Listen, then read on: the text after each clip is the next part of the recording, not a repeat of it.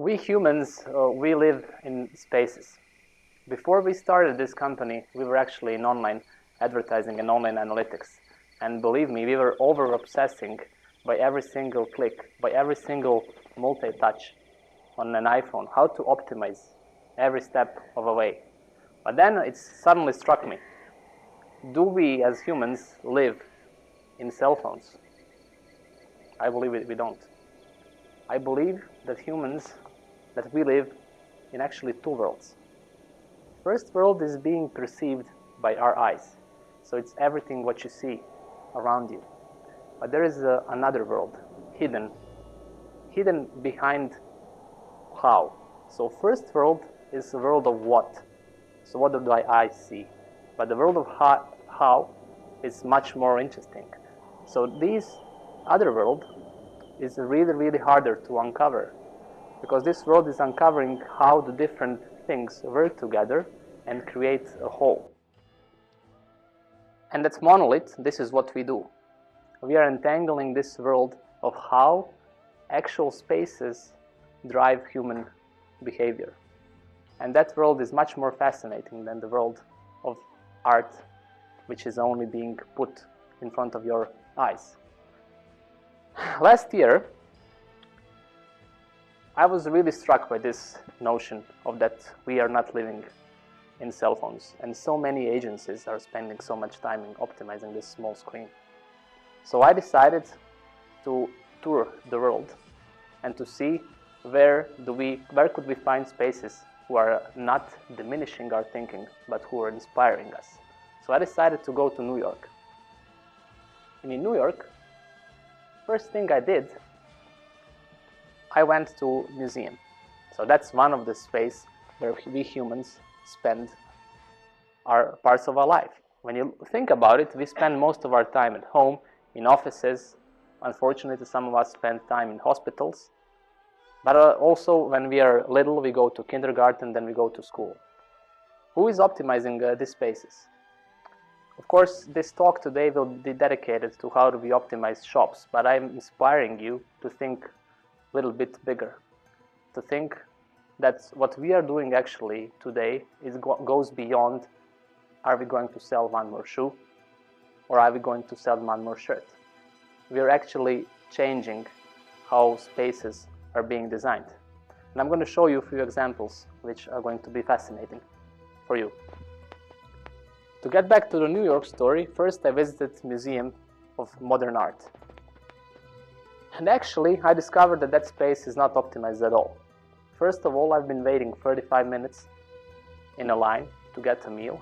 And I believe that museums should be more of experience. And with a really simple change, they had one huge space which was not booked at all. It was like a book library where you could buy something. But in a small cramped space, there were hundreds of people waiting for a line to get a meal. But if you don't get a meal in a museum, you cannot go on a 4th floor, on a 5th floor. Your mind capacity goes down. We tend to forget that. And look at this thing. So I thought this was a work of art, but actually they have these posters all around the place. It says occupancy by more than 154 persons is dangerous and unlawful. Why do I need to see that? In retail stores, we have simple people counters. So only by installing a simple people counter in that room, you could immediately see and not display to a customer what is unlawful and dangerous. So if the crowd goes a little bit up, immediately the staff member could be shown and take care of the situation. And you as a customer, you could easily see where to go. So in this room, when they have starry night, you're not going to go now because it's over occupied. And then I said, okay, maybe that's a museum. Let's go to something which is state-of-the-art. It's Highline Park. And if you know about Highline Park, it's one of the actually most beautiful parks in the world you will ever see. And that's one of the problems. We tend to design things to be beautiful. And in most of our stores here, many of you are top-notch retailers. You come from companies like Nike, Foot Locker, Tommy Hilfiger. You're already top of your gang. But what we see is that we over-design things. We make things look beautiful, but do we make them human-centric? Do we make design usable? I believe we are not doing that. I look at the Highline. If you look at it, it has a lot of space where people could sit down. But actually nobody is using it to sit down. There are many examples throughout the day which nobody is using this benches to sit. People are just passing. So if you think of it deeper, this space is actually poorly designed, even though it looks beautiful. And we could find many different examples of this. But luckily, after I did an extensive search of spaces who inspire, I found one place which totally blew my mind. Totally. And because of that space, I actually found the purpose of Monolith, why we are doing what we are doing. And you'll see. Does anybody know? Does anybody recognize this place? You will be really surprised. This is a kindergarten in Tokyo. It is Fuji Kindergarten by an architect, Tahakaru Tezuka. And this kindergarten is so special because the guiding principles of design were not let's design the box and just put kids in and see what will happen, like you've seen many kindergartens around the world. Actually, this guy is a dad and he has 2 kids. So he was actually, while designing, monitoring the behavior of the kids in his design. And he was using his hand and really seeing what is happening, how do kids use spaces. And what he did, he found out that children like to run. So he made it circular, and the whole roof, you could run on the whole roof. The other thing he found out, you maybe remember when you were a kid, when somebody was really, molesting you, like I'm doing now, you just went away and you didn't want to come back. But because of this design is circular, look at this. If a child goes away, a child comes back after 2 minutes. He cannot run away. And this kind of thinking, it's actually really simple to do it. How do we design to let children be children? We need to think like a kid. And this is what he did. And this kindergarten, after kids finish this kindergarten, they have highest IQ ratings in Tokyo. They have biggest cognitive capacities. And they are really happy children. You will see a little bit later. Look at this. This is also fascinating. This is something he built in afterwards, after he built the space. He built a huge playground, which is 5 meters high, and it has 7 floors. And most of the playgrounds are really safe for the children. But then they're not taking risks. Never. And what he did, he provided a place where children could take a little bit of risk. And by the way, if they want to go to another dimension, they need to work together. So they are learning the space is forcing them to think they need to work like a team. And actually this guy has made it. He has designed a space where children are inspired. They are not inhibited by space. And they enjoy it, they learn by being in this space. So I think we could learn a lot from this kind of examples. There are not many of them, but actually this guy has made something which is today really easy to make. So if we want to really untangle how do we design better spaces and better services, we need to see how do we shop. And today, that's really easy to do. If you look at the shops today, how come that some shops are more shoppable than others? So if you see the profit per store and the size of a store, and if you map our whole fleet, we always see it's kind of scattered around. And then we talk with most of our customers, and people say, oh, it's about store manager. But we believe it's not only about a store manager. So we believe it's about shopability. So like this playground in Fuji Kindergarten is playable, the stores who are shoppable, they possess 2 distinct features. And these are, we believe, and we have proven it in many cases, that we need to first focus on sales-staff relationship, meaning by creating better service design and by creating better store design and assortment, and thus driving better store experience. And when you really plot it like this, I believe these are the key drivers of our bottom line. We see that shopability is actually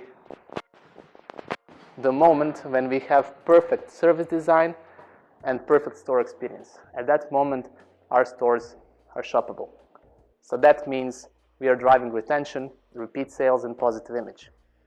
Of course, we've seen in many cases that when a poor store design is accompanied by great service design, we actually have one-off sales. We have low repeat and low image, and we are driving non-experience. There are other cases as well, which we have beautiful store design, assortment is good, but somehow staff is not performing well. We are having a broken relationship. And this you could see really easily. But what I think I talked today about these two worlds, one world of how and one world of what. And unfortunately, the division between how and what is being highly present in our societies and in everything what we do. So division between art and science is being vastly unconnected. And sometimes we try to understand usability, shoppability, or playability by only looking at the end of a movie, end result. Imagine you went to the cinema and you only see the titles. What would you know about the movie? You would know who were the actors, you would know who is the director, you would maybe know who played the music in the movie, but you would not really know what happened in the movie. So we as retailers and the space design companies, we are only watching at the outcome. So we are watching the what. But what we need to do to understand shoppability, we need to understand the full consumer journey. How do people actually shop in the store? In order to do so, we have created a simple system which we call attract, engage, and impact. So by driving these three different factors, we are enabling a really simple solutions on every part of a purchase path. So we need to really establish that we are attracting the right customers in our stores. When we have our customers in the stores, we need to make sure that we engage them in a right way. And only that, when we have right customers and they are engaged, we could make sure that at a moment of truth, they actually convert. So that's where impact comes in. And I'm going to show you a couple of examples of how do we layer shoppability. And this all starts from thinking that we need to analyze not only the small factors which are influencing human behavior, but we could multiply the factors and analyze them on a higher level. So what I'm going to show you, I'm going to start with multi-store performance management. So how do we collect behavioral and economical data and providing insights which come from how people use the stores, and then how do we zoom in from a stores to a particular category, which insights do we get from a category, then how we could analyze staff performance, which is the key to make our stores more shoppable, and then how do we go to a distinct product. So this is also what. So most of you use heat mapping systems and you see what is happening in the stores. But there is actually something hidden behind the what. It's how. What actually people do. So these are the three matrices which are important to quantify in-store behavior. It's numbers of visitors, it's coverage, and it's dwell time. And when you combine these three matrices, you have engagement. And you will see now why engagement is extremely important. If we really want to win the wallets of our customers, I believe that first we should win their minds. And most of us are only concerned about this metric, which is called revenue per square meter. And we are over obsessed by what is the end result. But I'm encouraging us to think how we could apply behavioral analytics to economics of a store. So now we have revenue per square meter and we have engagement rate. Remember, we said engagement rate is how people are covering the store, how much time they are dwelling in the store, and how many visitors were there. And again, per square meter. And now what you will see, suddenly data starts to tell stories. So if somebody tells you that you need more data, you don't need more data. If somebody tells you need more insights, you don't need more insights. You are already the best at your class. But what we could provide together is a little bit faster human decision making. And I'm going to show you how. So these are now stores in our fleet. Suddenly, we have stores which are at the same time have high revenue per square meter and high engagement rate. So these are your best practice stores. This is where we learn. This is where we are doing something right. However, there are two distinct categories in our fleet which need to be taken care of. First is high revenue per square meter. So this store is performing. Somehow we have low engagement rate. People are not behaving in that store.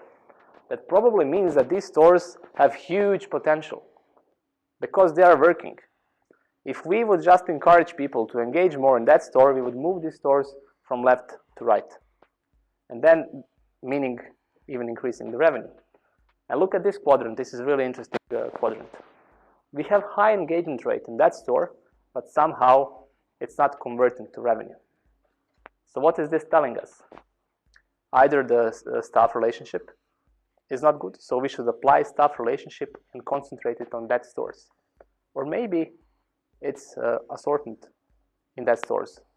And then this is like Sherlock Holmes. You start to go deeper and deeper and deduce the logic behind.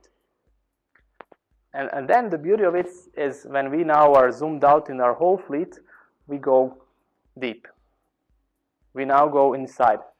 And because we have the data for every single store, we could easily see what is the relative distinction between stores. And then it becomes really easy to see that this store in Amsterdam, even though it's really driving good results, it could be even better.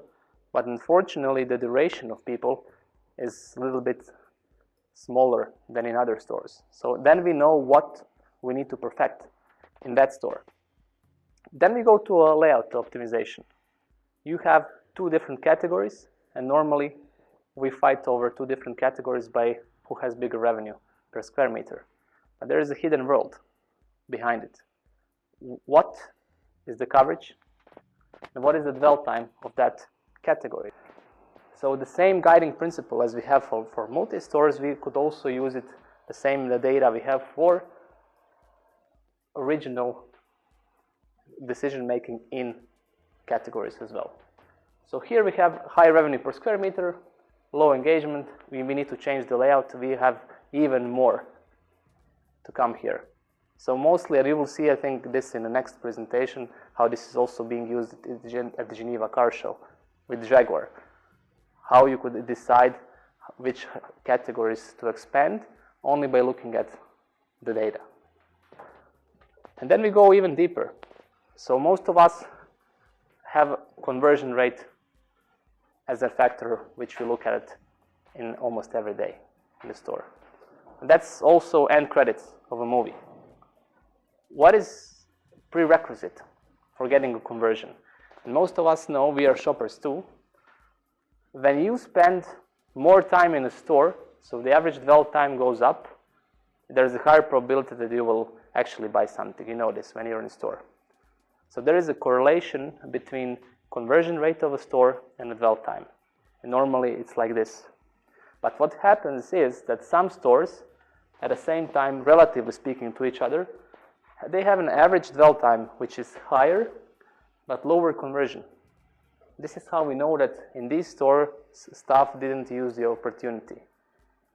And on the other hand, we maybe have some stores which price is the only driver and staff is only checking out because we have higher conversion, but also average dwell time is lower. And this is something on an even deeper level. So now we talked about how do we diagnose issues in a multi-store environment, how do we drill down to categories, then now we zoom in even more, we zoom out to a particular product. And this is something we are developing now, and which we believe that it will totally change how do we design shoe walls, how do we design product placement, for instance. Because we see that most of these designs are beautiful, really beautiful. You just, like a Museum of Modern Art, you want to look at it, but somehow, sometimes you don't want to touch it. So what we did is we have put a grid over a shoe wall. So this is a little bit hard to pull off today because we know all of the fact that it's hard to follow all of the shoes and so on. But we are talking now hypothetically. And also there is a chip coming out of Intel, which is coming out in September, which will enable us to follow this logic and totally automate this trip. So what is the thinking logic behind this? For every single shoe on a wall, we know sales. You have this data already. And we attribute number of touches per individual shoe for every individual shoe. And to really easy decision making, on high level of course, is that we have shoes who at the same time have high number of touches and they're selling higher than the others. So leave that articles as it is. Here we have shoes who have high sales per item, but they are not being touched. So that probably means that if we put them on a wall, which is being on, to give them more opportunity to touch, we will sell even more. And this one is really interesting. We have shoes who are being touched, but they are not being bought. So there are two reasons because this could happen. Two on the top level. There are much more, but on the top level we should check, are they available? So we should have our stock numbers immediately in the tool. And if they're available, then probably we need to lower the price now 10%, because otherwise we will need to blast it away by 50% on end season sales. And also when we played with some of our customers with this small, fast sales, it has been proven that it works just as good as a 50% off.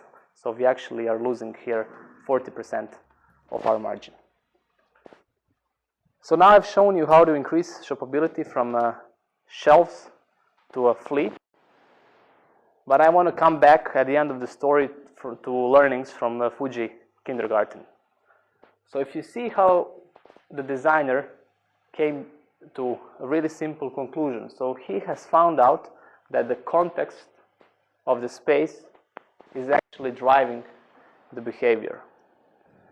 So by following this logical path, so what he did, he measured, then he designed it and implemented, and then he have seen what happened in real life, and then he redo it again. So we build this what we call shoppability circle, which is a really easy circle to follow.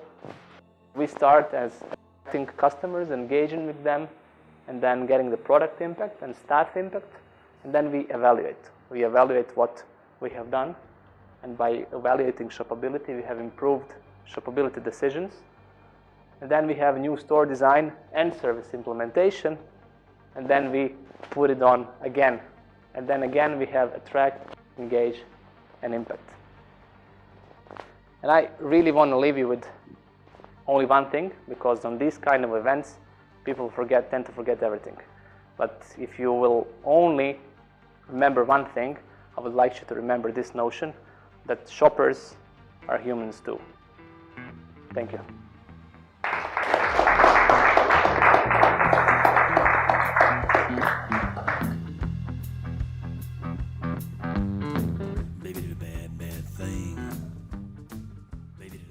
We have to learn, and we have to learn fast.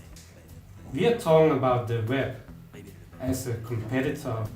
I'm telling you, we are our own biggest competitors. If we do not learn how to manage our stores in the way that people like to shop in them and return to them repeatedly, we are going to lose our business.